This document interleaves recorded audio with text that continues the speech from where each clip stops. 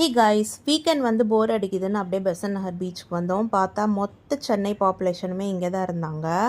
கிட்டத்தட்ட டி நகர் ரங்கநாதன் ஸ்ட்ரீட் மாதிரி தான். நம்ம நின்னோன்னா அப்படியே கொண்டு போய் பீச் கிட்ட சேர்த்துடுவாங்க. அவ்வளோ ரஷ், அவ்வளோ கூட்டம்.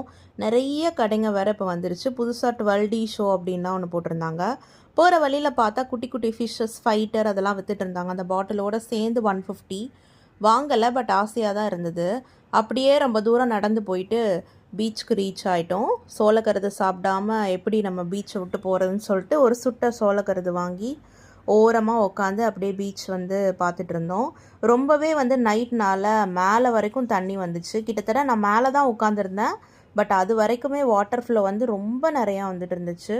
ஒரு 1/2 hour மட்டும் சும்மா உட்காந்து நல்லா என்ஜாய் பண்ணிவிட்டு, மெயின் விஷயம் என்னென்னா பீச்லேருந்து திரும்ப வந்து அந்த மண்ணில் நடந்து ரிட்டன் போகிறது தான். அப்பா கால் வலி வெளுத்து வாங்கி